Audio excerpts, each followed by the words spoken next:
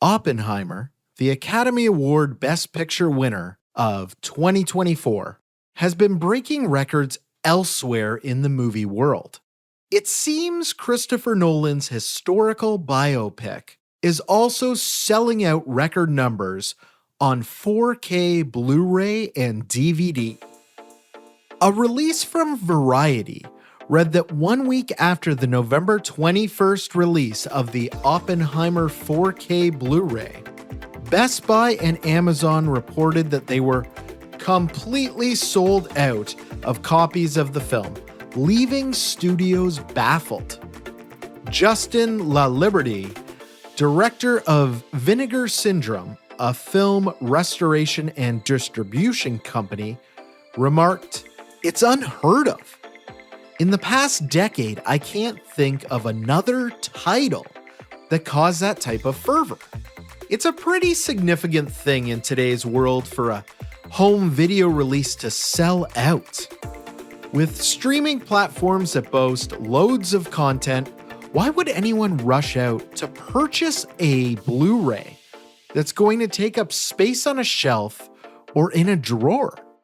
And run you nearly 30 to 40 bucks. I mean, I get it. I used to be one of these collectors. In fact, at my wedding, my dad stood up and told our guests, I used to have 1,000 VHS tapes in his home before DVD came out. And then he said that I filled his basement with 2,000 of those. I'm sure his numbers are fudged. I couldn't afford that many discs on my Blockbuster video paycheck. But he wasn't wrong about how voracious I was about collecting movies. So today, I thought I'd try to tackle a little history report of how we got to where we are and how big a deal the home video market was and still can be for Hollywood. What were the first home video machines? What technology was left behind? And why did it matter that I could record every episode of Dawson's Creek on my VCR?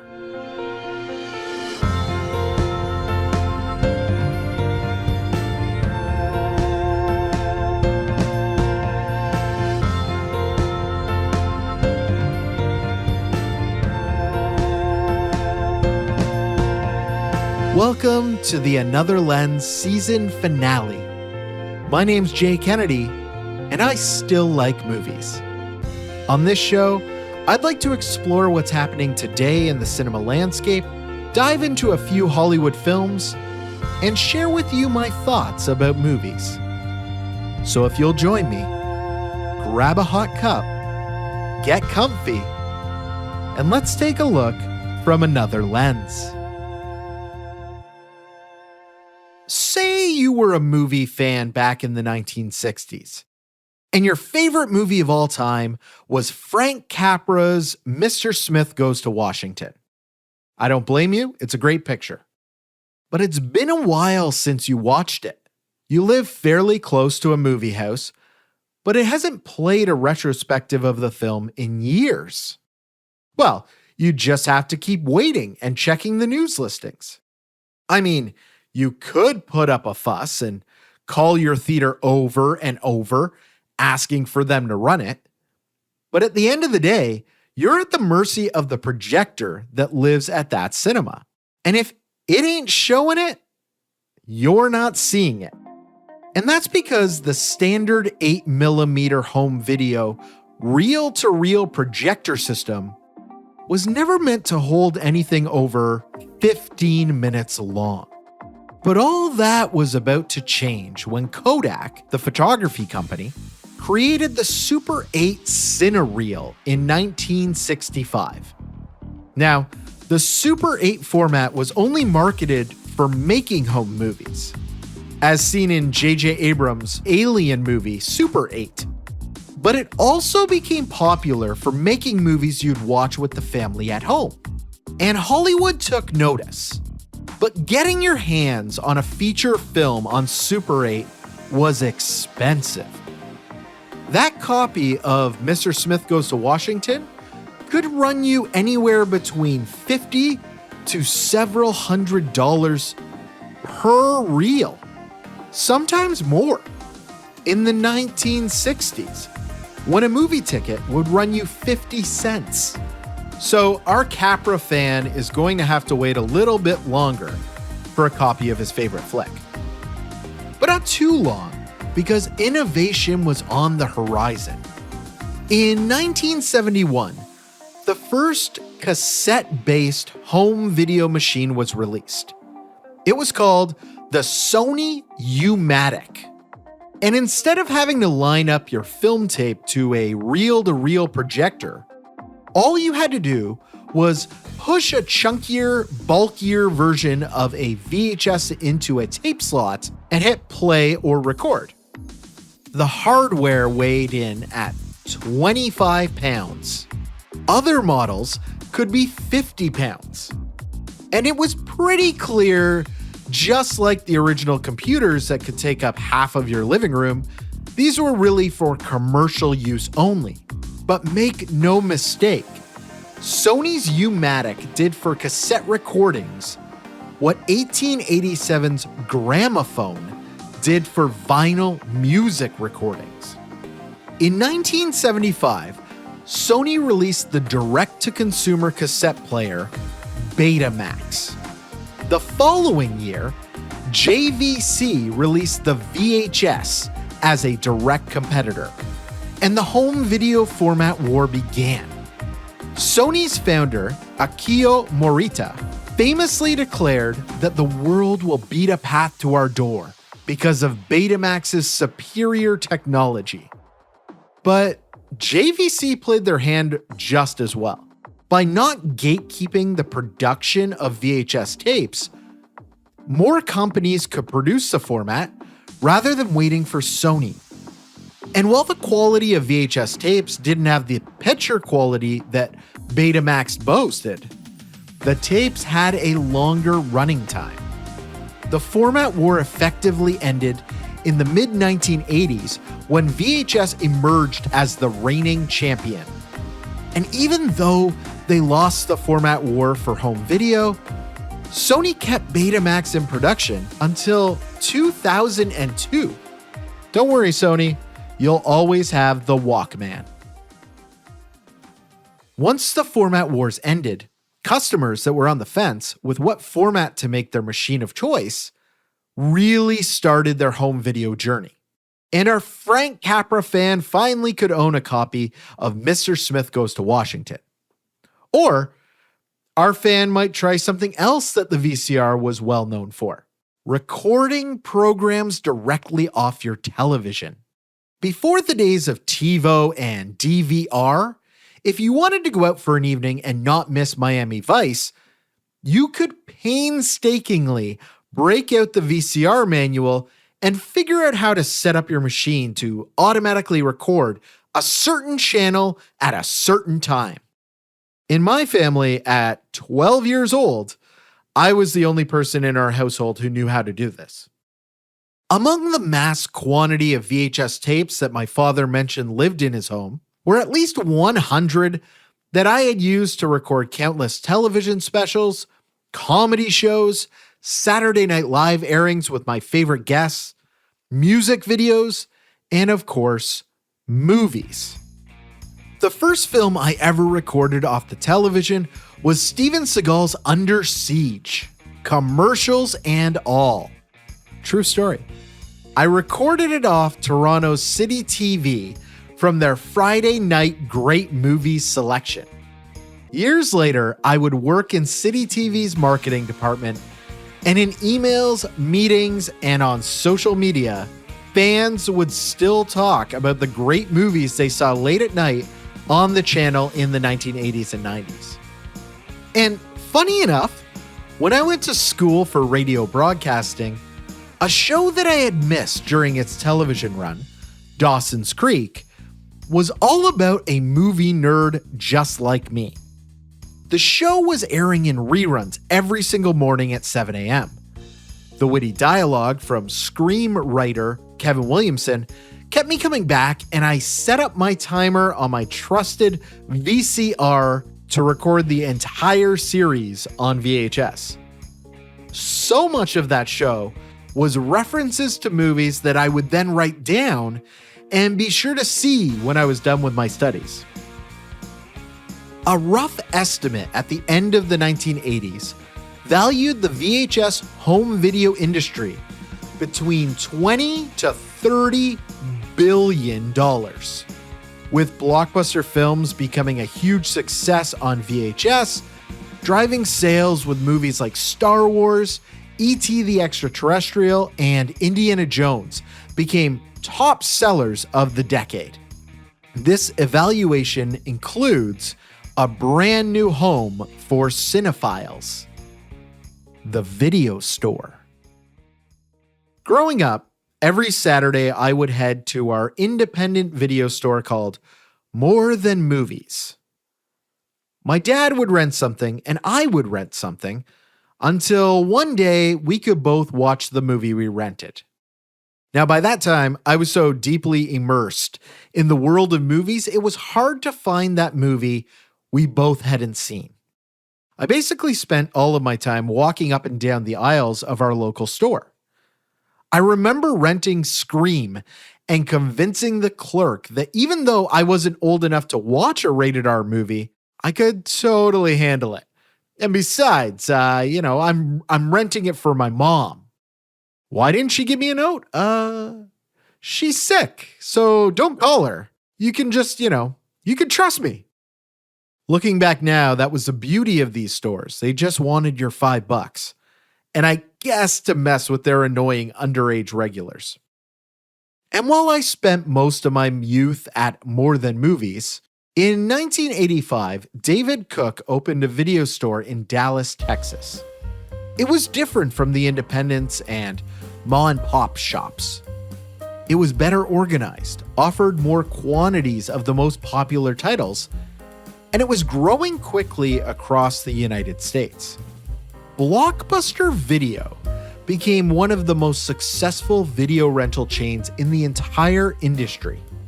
And at the turn of the century, I would find myself wearing the khakis and polo part-time. Blockbuster became a part of my identity. I spent most of my paycheck on movies I purchased there. When I wasn't working, people would still ask me for my movie recommendations. I always used all 10 of my free weekly rentals. And it came to be that on a chilly morning in September, I would be sitting out front waiting for a manager to show up and open the doors. When he arrived, he'd tell me that a plane had crashed into a building in New York City. September 11th, 2001 was the only time while I worked there that we turned off the promotional television sets and had the radio play all day instead. Look at, here it is again, the same picture of the one of the two twin towers of the World Trade Center collapsing. But before I worked at Blockbuster Video, something was happening in the home video market. In the 1990s, emerging filmmakers found a way to skirt around the traditional distribution model of a movie going to theaters and then months later, video. Direct-to-video releases made it more feasible to produce high-quality films outside of that studio system, enabling independent filmmakers and smaller production companies to compete in the direct-to-video market. In 1988, the martial arts action film Bloodsport, starring Jean-Claude Van Damme, became a cult classic following its direct-to-video release. Without it, we may not have the all-time action run of Van Damme's career. Robert Rodriguez's El Mariachi was famously made on a shoestring budget of $7,000 and initially released directly to video. This launched Rodriguez's career in Hollywood. The film prompted theatrical sequels with Desperado in 1995 and Once Upon a Time in Mexico in 2003. And Canadian horror film Ginger Snaps impressed audiences and spawned 2 sequels after its direct-to-video release. But that's not to say the big studios didn't take advantage of this. In the 1990s and 2000s, a plethora of Disney movies continued stories of beloved theatrical releases with direct-to-video sequels. Films like Aladdin: Return of Jafar, The Lion King 2: Simba's Pride, and an animated fantasy film about Peter Pan's Tinkerbell in 2008. So popular was Tinkerbell that it served as the first installment in the series of several direct-to-video sequels of its own and television spin-offs. And who can forget that they've made 13 sequels to The Land Before Time and countless Scooby-Doo straight-to-video releases. And with the rise of video rental, more chances were taken by studios on middle-budget films, knowing there would still be a return on their investment. And sometimes it was substantial. Films like 1999's Office Space, which barely anyone saw in the cinema, became a staple of late-night movie marathons with friends at home. A quirky comedy by director Jared Hess received word-of-mouth buzz and strong video sales, propelling the film Napoleon Dynamite to cult classic. Kevin Smith's Clerks comes to mind, starting his Jay and Silent Bob universe. And Christopher Nolan's Memento, an experimental, trippy film about a man with short-term memory, told its story backward in segments. The film, made on a modest budget, found massive success through video distribution, basically launching his career. And some of the biggest names in Hollywood today honed their craft while studying movies as they worked at video rental stores. Black Swan director Darren Aronofsky worked at a rental store in Manhattan. He said that his time at the video store exposed him to a wide range of films and helped shape his artistic sensibilities as a filmmaker. And most famously, before achieving fame, Quentin Tarantino worked slinging videos. Tarantino has credited his experience at the video store with shaping his understanding of film history and influencing his storytelling.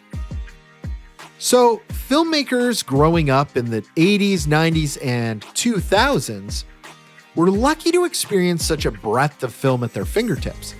And that's something that contemporary filmmakers were able to enjoy, while the ancestors of film history didn't have those same opportunities.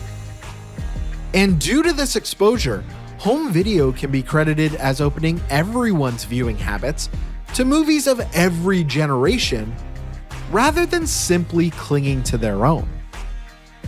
It's worth mentioning that in the 1990s, another medium caught on with some film fans. The Laserdisc, originally produced in 1978, offered fans a higher quality video and audio experience than that of VHS tapes.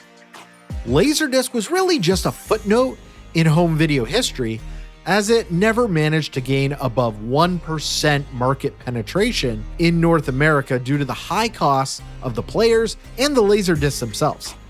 And before we move on to the most successful movie discs, this is a good time to add that in 1993, Philips introduced the video CD using new digital compression called MPEG-1. The format was widely adopted in Southeast Asia and superseded VHS and Betamax until DVD became more affordable. But it was DVDs that truly changed the game in home entertainment. The digital revolution had arrived. DVDs stood for Digital Versatile Discs, and they offered several advantages over VHS. They came with higher video and audio quality. When you put a DVD in the player, an interactive menu with scene selection and bonus features was present on the screen, giving more choice to its viewer. And one of the best learning tools for green filmmakers were the behind-the-scenes documentaries and director commentary tracks. DVDs quickly gained popularity and became the dominant home video format, by the early 2000s. And now, with DVD's increased storage capacity, studios were able to release entire seasons of TV shows on just a few discs. And the advent of DVDs coincided with the transition people were making to high-definition television sets, which only created more demand for content that could take full advantage of the improved technology. And it seemed like technology was almost moving too quickly. Not shortly after DVDs became widely adopted by the general public, HD DVD and Blu-ray discs were introduced in the mid-2000s. A short-lived format war started again, with Sony playing a prominent role in the development and promotion of Blu-ray technology as one of the primary inventors of the format. This time, their format won out. The next generation of disc offered even higher video and audio quality than DVDs and support for high-def HD resolution with advanced audio formats like Dolby True HD and DTS HD Master Audio.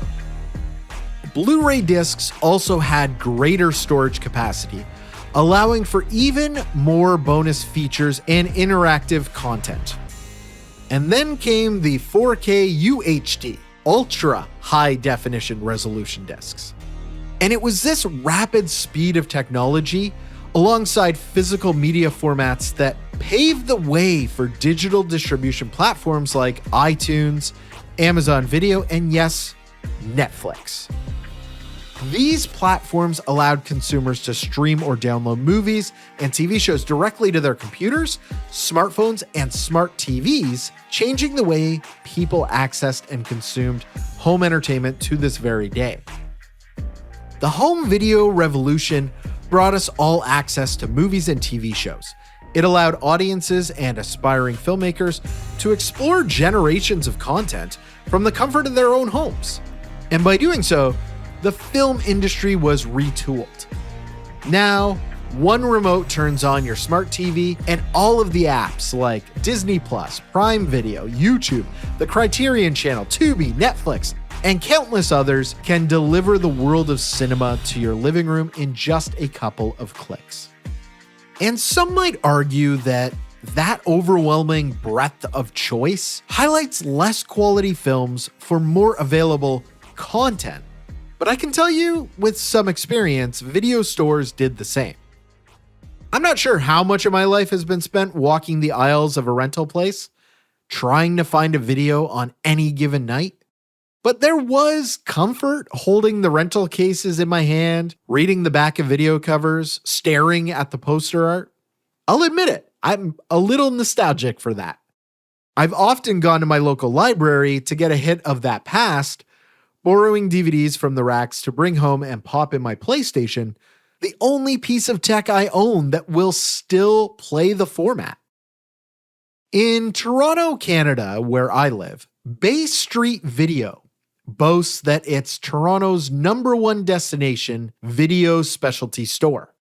With no charge to become a member, they continue to rent new releases at $4.95 a night, with overdue charges of $3 per video per day. Also in Toronto, Eyesore Video's rental and sales store has the tagline, "Hard Media for a Harsh World." And in Bend, Oregon, you'll find the last remaining Blockbuster Video. Despite the decline of the Blockbuster chain and the rise of digital streaming services, the Bend location has managed to survive, catering to both local residents and tourists who just appreciate the experience of renting a video. It's nice to know that these outliers remain open for movie fans. And during the pandemic, while streaming services were definitely winning, and recently we heard that retailers Walmart and Best Buy were preparing to pull physical media off of their shelves, distributors Shout Studios and Arrow Video reported an uptick in physical disc sales. Dean Lawson of UK-based Arrow reports growth of 72% between 2020 and 2021 in the United States. And we already know that this is not just movies. Vinyl records are seeing a comeback, along with collectors of VHS tapes, and even audio cassettes seem to be finding new audiences. This past year, I even dug out my old iPod Classic to see what music still lived on it. When I packed up for the 4th time in Toronto to move in with my then girlfriend, now wife, I gave away all my VHS tapes that had been weighing me down. I ripped my DVDs to an external hard drive, now only accessible through an app or computer. I added my Blu-rays to a CD folder case, discarding their beautiful cover art. And I made the decision to buy my movies through iTunes and Google Play. Less clutter, and my collection is always with me if I have an internet connection. But I don't know. With Oppenheimer 4K discs putting up new industry high numbers, Nolan himself noted, if you buy a 4K UHD, you buy a Blu-ray, it's on your shelf, it's yours, and you own it. That's never really the case with any form of digital distribution. He's right, that's true.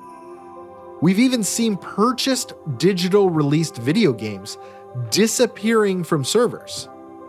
And movies are removed all the time from streaming services, sometimes never to be found again. And with these words from our most recent Academy Award winning director, I can't help but daydream that we may not be that far off from a resurgence in physical media. Maybe I'm nostalgic for a time when I could look at a bookshelf and see my home video collection. And hey, with all this discussion, maybe even new video rental stores will open up. I mean, even if they only existed for the weirdos who still think about them. Weirdos like you and me.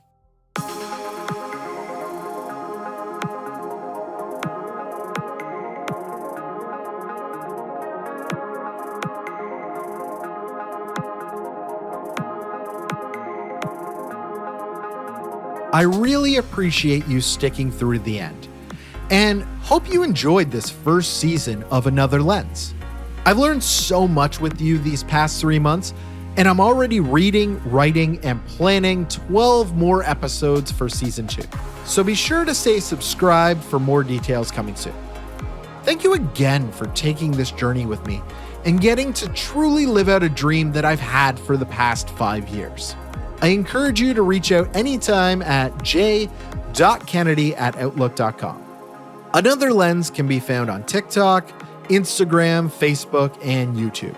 And I'll still be sharing movie stuff there in the interim, because this show we share together can be shared with your friends too. So please let them know so we can grow this community. And if you feel like it, leave the podcast a 5-star review with your thoughts. A new season will be coming soon. I'm Jay Kennedy, and you've been listening to Another Lens. Thanks so much for joining me. The show will be back soon with our next deep dive.